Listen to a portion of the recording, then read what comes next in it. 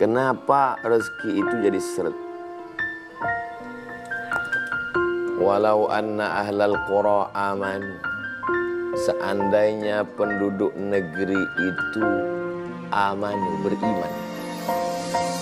Walau anna ahlal qura dari kata qaryah, kampung. Seandainya penduduk kampung ini amanu, beriman, wattaqau, bertakwa. Allah cuma minta dua, enggak banyak. Amanu, beriman, wattaqau, bertakwa. Allah balas dua. La fatahna alaihim barakatin, barokah minas sama, dari langit, wal ard, dari bumi. Walakin kadzabu, tapi ketika mereka mendustakan ayat-ayat kami, mereka bohong, mereka dusta, mereka enggak sholat, mereka enggak bertauhid, mereka syirik, mereka musyrik, mereka munafik, mereka minum khamar, mereka berzina. Akhaznahum, kami cabut nikmat itu. Jadi diantara menyebabkan seretnya itu adalah maksiat. Assalamualaikum warahmatullahi wabarakatuh. Bapak, ibu, abang, kakak, adik, jamaah, sahabat, dimanapun berada, di tanah ini kita akan bangun kelas. Satu lantai ini ada 4 kelas. Ke atasnya insya Allah 4 lantai. Karena itulah yang paling tinggi anak-anak bisa naik ke atas. Ma'had Az-Zahra, pondok pesantren tahfiz Al-Quran. Mari kita support pembangunan kelas Ma'had Az-Zahra melalui nomor rekening 767 77 77 227. Sekali lagi 767 77 77 227. Atas nama Pendidikan Hajar Rohana, nomor rekening BSI, Bank Syariah Indonesia. Nomor 767 77 77 227. Atas nama Pendidikan Hajar Rohana. Niatkan untuk almarhumah. 1, 2, 3 sak semen, batu bata, kerikil, kosen, pintu, sampai pahalanya. Karena anak-anak penghafal Quran belajar di sini petang, siang dan malam, mengalir pahalanya sampai hari kiamat insyaallah. Barakallahu fikum. Allah memberkahi rezeki Bapak Ibu semua. Wassalamualaikum warahmatullahi wabarakatuh.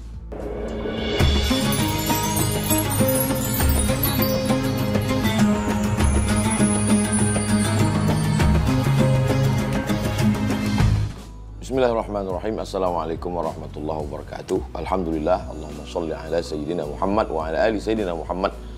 Allahumma faqihna fid din, dalamkan ilmu agama kami ya Allah. Wa'allimna ta'wil, ajarkan kami pemahaman Islam yang benar. Warzuqna fahmal mursalin, berikan kami pemahaman seperti yang pernah Kau berikan kepada para nabi, wali-walimu, orang-orang yang soleh. Waftah lana futuhal arifin, bukakan pintu hati kami sebagaimana Engkau bukakan untuk orang-orang yang baik. Bang Alvin Firdaus beserta seluruh tim yang ada di Pontianak, tim yang ada di Riau, Bapak, Ibu, Abang, Kakak, Adik, Sahabat Hijrah bersama Ustadz Abdul Somad yang dimuliakan Allah Subhanahu wa taala. Tema kita pada pertemuan ini, sebab rezeki seret. Macet, sulit, payah, sempit. Pertemuan sebelumnya kita sudah bahas itu rezeki, bahwa rezeki tidak hanya harta, tidak hanya duit, tapi juga semua kebaikan adalah rezeki. Jadi yang masuk di sini, kenapa kebaikan-kebaikan itu sulit mampir ke kita? Apa penyebabnya? Ini yang akan kita bahas ke depan. Yang pertama adalah manusia itu sendiri yang merubah rezekinya. Surat Al-Anfal ayat 53. Dzalika bi anna Allah lam yakum mughayyiran ni'matan an'amaha 'ala qaumin. Allah tidak merubah nikmat yang sudah Dia tetapkan terhadap sekelompok orang, hatta yughayyiru ma bi anfusihim.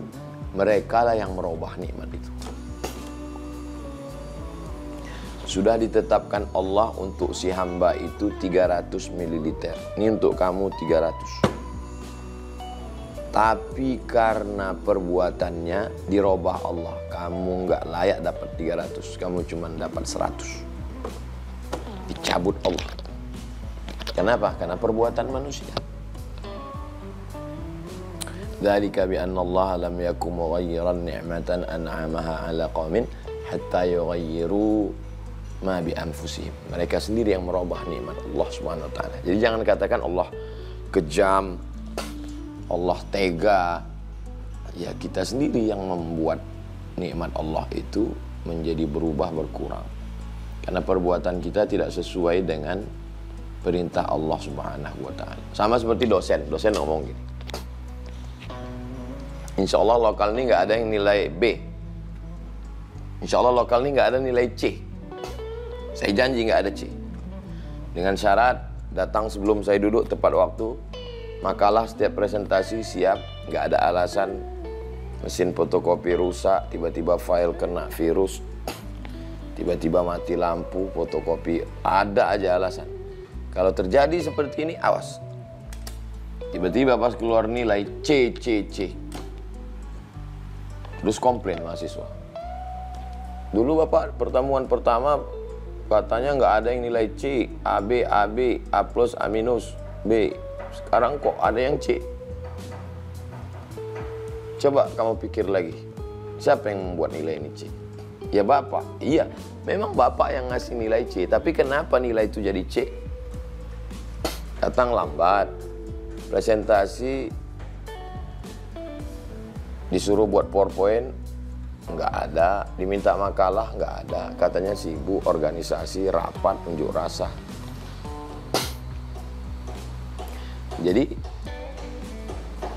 lam yaku mughayyiran ni'matan an'amaha ala qaumin. Allah tidak merubah hatta yughayyiru ma bi anfusihim, mereka sendiri yang merubah karena perbuatan-perbuatan mereka itu. Ini yang pertama. Yang kedua, kenapa nikmat itu dicabut Allah Subhanahu wa taala? Karena kurangnya rasa tawakal. Enggak ada lagi tawakal dalam hati manusia ini.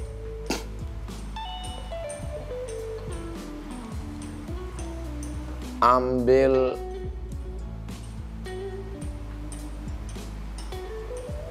timba,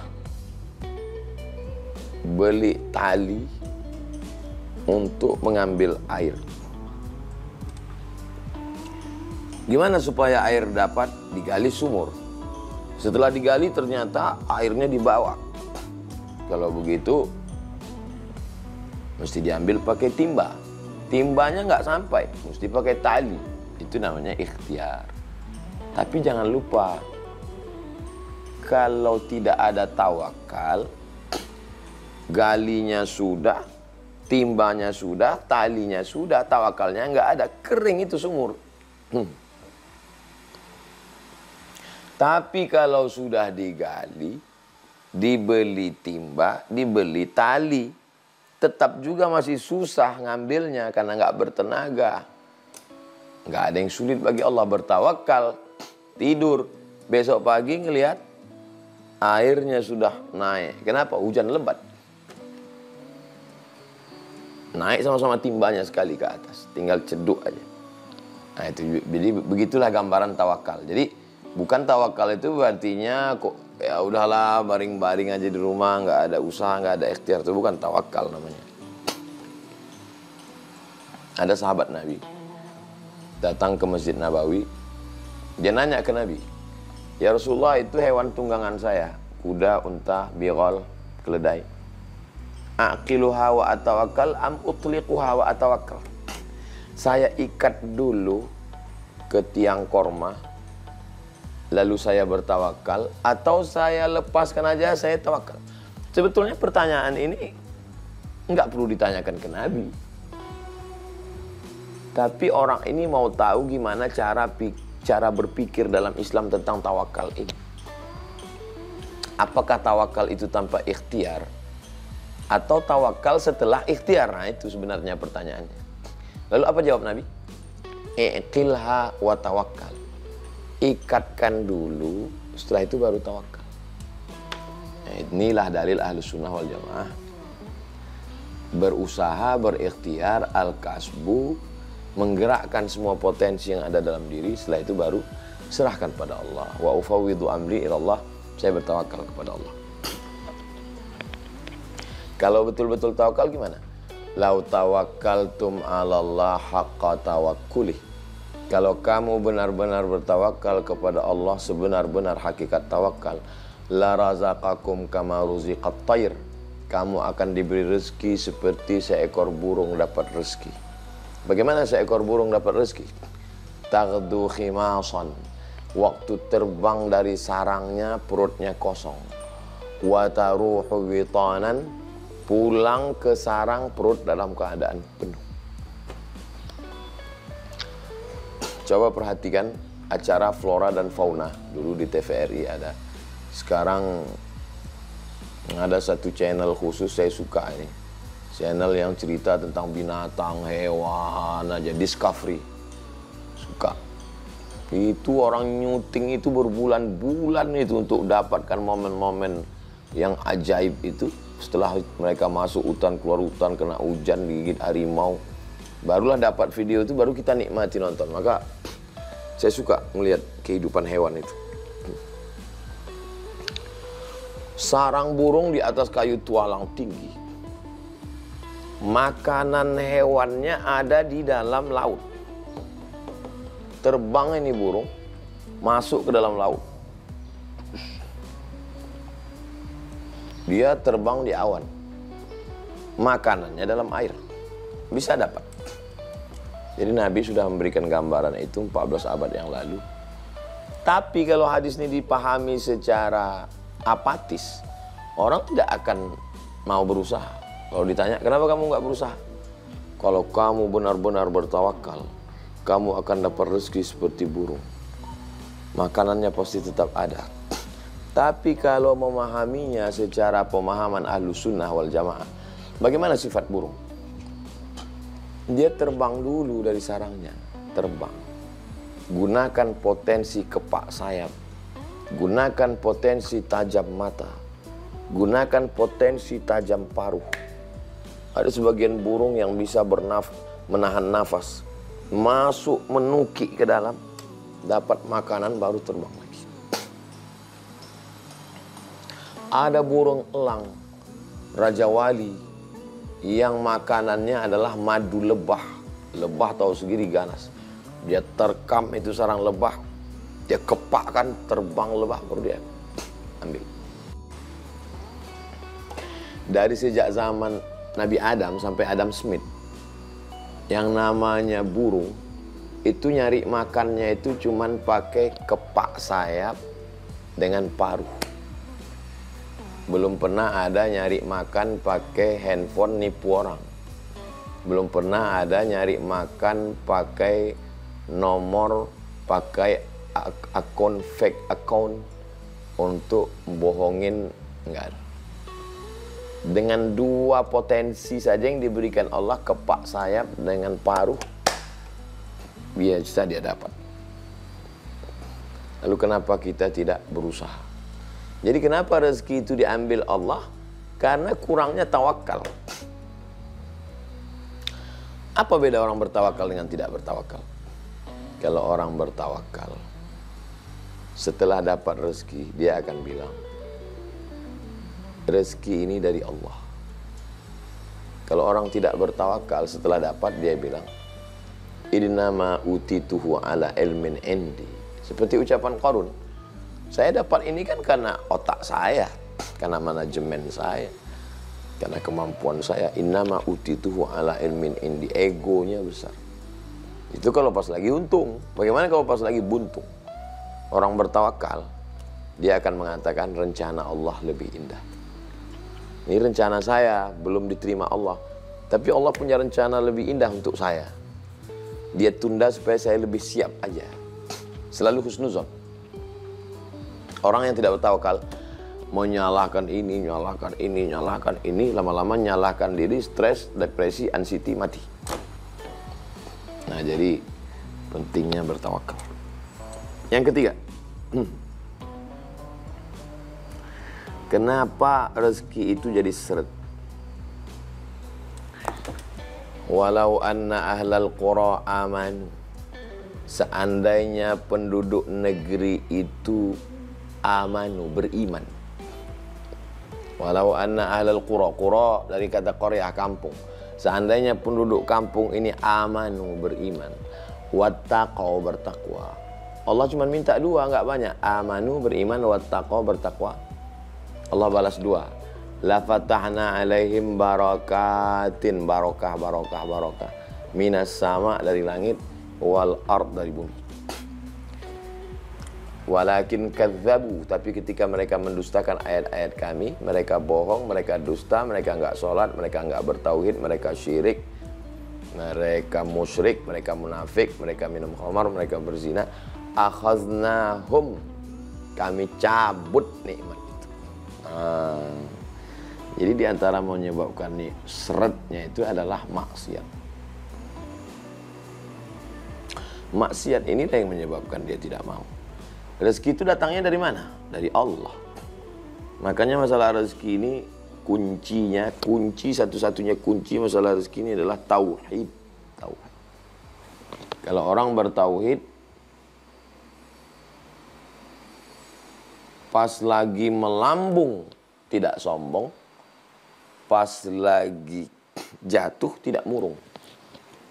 Kenapa? Karena dasarnya tauhid. Ini dari Allah semua. Ini punya siapa, Pak? Ini titipan dari Allah. Ini rumah, ini titipan dari Allah. Ini mobil, ini dari Allah. Kalau gitu disedekahkan ya, Pak? Ya, kalau gitu cuman ngomongnya aja dari Allah. Kalau memang dari Allah, ya keluarkanlah hak-hak Allah. 2,5% zakat, infak wakaf sodakohnya. Kadang nggak sesuai juga. Gak sesuai antara ucapan dengan perbuatan. Lain di mulut, lain di tangan.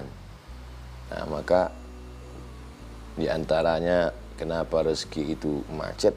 Ya karena yang memberi rezeki itu dikhianati. Ketika Nabi Ibrahim alaihissalam naik ke atas kudanya mau kembali dari kota Makkah ke Palestina. Yang tinggal di kota Makkah ini adalah anaknya yang masih bayi namanya Ismail, dijaga oleh ibunya bernama Hajar. Lalu kemudian Hajar memegang ujung jubah Ibrahim.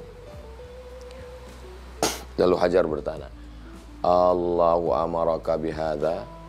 Apakah Allah yang menyuruh engkau meninggalkan kami di sini di tanah bukit panas kering kerontang nggak ada apa-apa ini? Allah yang nyuruh. Nabi Ibrahim menjawab dengan satu kata. Nabi Ibrahim nggak ada mengatakan sabar ya ini perintah Allah, nggak. Dia cuma mengatakan na'am. Ya. Terus apa kata Hajar? Idzan lan yudayyi'ana. 4 kata. Idzan, jadi kalau begitu, lan tidak akan, yudayyi'ana, dia tidak akan menyia-nyiakan kami. Hai Ibrahim, silakan engkau pergi, karena yang meninggalkan kami ini adalah pencari rezeki. Kamu kan pencari rezeki. Sedangkan yang menemani kami di sini adalah sang pemberi rezeki. Kira-kira kalau suruh pilih, mau bersama pencari atau pemberi? Ya tentu aja kita yang berakal sehat, kita mau bersama pemberi. Ngapain sama pencari? Pencari belum tentu dapat. Mau bersama pemberi kerja atau pencari kerja? Pencari kerja masih ngelamar, bisa dapat, bisa tidak. Pemberi kerja, dia yang punya kerja, dia yang nyuruh orang kerja, dia yang menggaji orang. Yang meninggalkan kami di sini ini pencari. Silakan pergi pencari. Yang bersama kami di sini adalah pemberi, Allah Subhanahu wa taala. Idzan lan yudayyi'ana. Kalau begitu dia tidak akan menyia-nyiakan kami. Jadi kuncinya adalah iman, takwa. Percaya Allah ada, percaya malaikat ada, percaya kitab ada, percaya rasul ada, percaya hari kiamat ada, percaya ada takdir baik, takdir buruk. Sudah percaya? Percaya. Kalau sudah percaya ada efeknya. Kalau sudah percaya sama Allah, tidak zina, tidak pacaran, tidak riba, tidak ghibah, tidak namimah, tidak khamar, tidak sabu-sabu. Terus bagaimana kalau orang percaya sama Allah, mabuk-mabuk juga? Bisa jadi munafik, bisa jadi kafir. Kamu munafik itu wa idza laqul ladzina amanu qalu amanna. Kalau ketemu sama orang beriman, kami beriman. Wa idza khalau ila syayatinihim qalu inna ma'akum innama nahnu mustahzi'un. Kalau ketemu sama orang kafir, ya kita satu geng. Terus satu geng sama kafir apa sama beriman? Ya sama kafir. Kemarin ngapain sama orang beriman? Innama nahnu mustahzi'un. Kami ngejek-ngejek mereka aja. Main-main aja. Munafik. Nauzubillah. Jadi coba seimbangkan antara iman, keyakinan, kepercayaan, akidah. Lalu efeknya pada perbuatan. Perbuatannya itu adalah amal soleh, ketakwaan kepada Allah Subhanahu wa ta'ala. Berikutnya yang keempat, kenapa seret, macet, ribet, jelimet, susah. Man ahabba ayyubasata lahu fi rizqihi, siapa yang mau dilapangkan rezekinya, siapa yang mau dilapangkan rezekinya. Wa yunsa'alahu fi atharihi, dipanjangkan umurnya. Falyasil rahimahu, maka hendaklah dia menyambung tali silaturahim. Lawan dari kalimat ini, kebalikan dari kalimat ini, siapa yang mau lapang rezekinya, hendaklah bersilaturahim.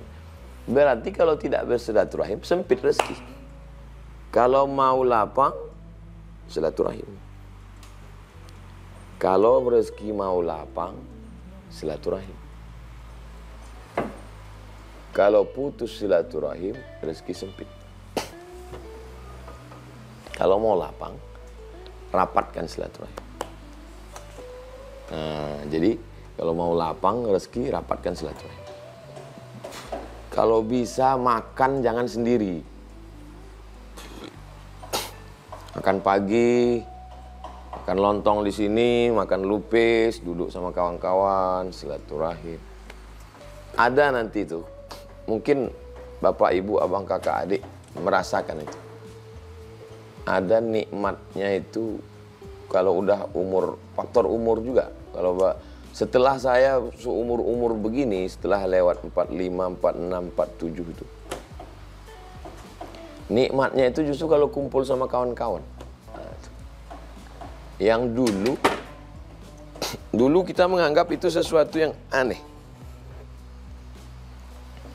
Kita menganggap sesuatu yang aneh ngelihat ada orang, ada sahabat sekaligus keluarga saya datang naik mobil 24 jam jalan darat. Jalan darat datang hanya untuk duduk ngobrol, bakar ikan, pakai kecap, sambal, ketawa-ketawa, makan, foto-foto, pulang. Jadi saya waktu itu aneh, apa ini? Ada acara apa bang? Ya nggak ada. Datang aja. Terus ya kita makan ikan, ketawa-ketawa, habis itu pulang. Dalam hati saya, aneh, kayak nggak ada kerjaan aja. Sekarang baru saya paham. Ternyata di umur-umur segini, 45, 46, 50, itu memang enaknya ngobrol, bertukar cerita, tukar pikiran, silaturahim. Terus yang diobrolin kalau ketika sedang ngumpul itu apa? Jadi manusia ini terbagi pada 3 level. Level VVIP, level VIP, level kelas ekonomi paling bawah. Orang yang paling atas, paling tinggi, kalau dia ngumpul, kongko-kongko, itu yang diobrolin, yang dibicarakan itu adalah ide-ide. Ide-ide ke depan. Jadi kalau saya duduk sama Ustadz Salim Afidlah, beliau tuh ngobrol cerita gimana supaya dakwah ini sampai ke Merapi Merbabu, gimana cara buat pondok gratis, gimana cara menangani dakwah di pedalaman, binaan sekian puluh dusun. Terus setelah dia bicara turun ke bawah, dia naik ke atas. Gimana dakwah ini bisa sampai ke Eropa. Jadi bicara itu ide. Kalau ketemu Ustadz Lukman Pontianak, gimana supaya 600.000 anak yatim, 600.000 penghafal Quran bisa makan gratis. Yang dibicarakan itu ide. Ketemu Habib Muhammad bin Anis gitu juga. Gimana supaya Arema, gimana supaya pemain basket ini bisa ngaji. Jadi yang dibicarakan itu ide. Orang langit itu ngomongnya ide. Nah, Orang yang level pertengahan itu selalu membicarakan peristiwa. Tadi ada kereta api tabrakan, tadi di tol ada kecelakaan, tadi saya di jalan ada macet itu. Jadi agak ke bawah. Nauzubillah, nauzubillah, nauzubillahnya lagi. Yang paling bawah ini level paling bawah. Level ekonomi itu kalau ketemu yang diobrolin itu bukan ide, bukan peristiwa, tapi yang diobrolin itu orang. Si Anu gini loh, si Anu gini loh, si Anu gini loh, si Anu gini loh. Setelah habis pembahasan baru lebih detail lagi. Si Anu itu anaknya begini loh, mantunya gini loh, ini loh, detail. Ingat, kalau ketemu sama orang level yang kelas 3 tadi, dia ajak kamu ngobrolin orang. Ketika kamu nggak ada, kamulah yang akan menjadi bahasan obrolan dia. Memang ketika kita ada, dia ngajak kita ngobrolin orang lain. Tapi ketika kita tidak ada, kita yang akan menjadi objek pembicaraan. Jadi jangan juga maksud saya ini, jangan juga ini menjadi pembenaran untuk tadi acaranya apa? Ini silaturahim kita supaya rezeki kita nggak seret. Padahal isinya cuman apa yang diobrolin. Mau ngobrolin ide-ide, mau ngobrolin peristiwa atau ngobrolin orang. Kalau ngobrolin orang, say goodbye. Mohon maaf ya, saya kebetulan ada janji. Kalau perlu suruh istri nelpon. Aduh, istri nelpon suruh pulang. Sebentar ya, pulang dulu. Alah, nggak jantan, di luar macan, di rumah kucing. Terserah lah, mau kucing, mau Hello Kitty, yang penting pulang dulu. Yang terakhir, yang kelima. Kenapa rezeki itu seret? Qillatus sa'i. Kurang usaha, kurang ikhtiar. Coba perhatikan doa keluar masjid dengan doa masuk masjid. Doa masuk masjid, Allahumma ftahli abwaaba rahmati. Bukakan aku pintu rahmat. Bukakan aku pintu rahmat. Kenapa waktu doa masuk masjid minta buka pintu rahmat? Karena malaikat yang ada di dalam masjid mendoakan, Allahumma ghfirlahu warhamhu, Allahumma ghfirlahu warhamhu, Allahumma ghfirlahu warhamhu, ampuni dia, rahmati dia, ampuni dia, rahmati dia. Maka rahmati aku. Kenapa pas keluar masjid doanya minta doa pas keluar masjid? Coba tengok. Bagus di beberapa pintu masjid dibuat tulisan. Allahumma inni as'aluka min fadlik. Beri aku rezeki. Beri aku rezeki. Beri aku rezeki. Kenapa doa keluar masjid minta rezeki? Karena surat Al-Jumu'ah. Idza qudiyatis shalah. Kalau salat sudah dilaksanakan, fantashiru fil ard. Bertebaranlah di atas muka bumi. Wabtaghu min fadlillah. Carilah karunia Allah Subhanahu wa taala. Tanam padi, tanam gandum, tanam cabai, tanam tomat, tanam wortel, tanam kentang. Ihya'ul mawat namanya, menghidupkan tanah mati. Orang yang menghidupkan tanah mati tanpa ada pemiliknya, maka dia menjadi pemiliknya dalam Islam. Saya tidak punya bakat bercocok tanam, Pak Ustadz. Berdagang, berniaga, jual